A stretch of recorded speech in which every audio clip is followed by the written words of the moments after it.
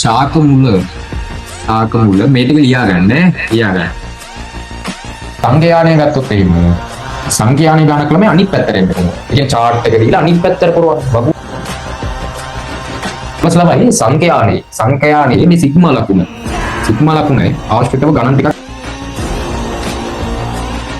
පරිසර රසායන පාඩමේ වායු ගෝලීය ස්තර ටිකක් තියෙනවා ළමයි. ඔයාලගේ පාරේ එන්න පුළුවන් මං ගොඩක් ඒ කියන්නේ විශ්වාස කරනවා කණ්ඩාංක ජ්‍යාමිතිය පාඩමෙන් ඔයාලට එසේ ප්‍රශ්නයකුත්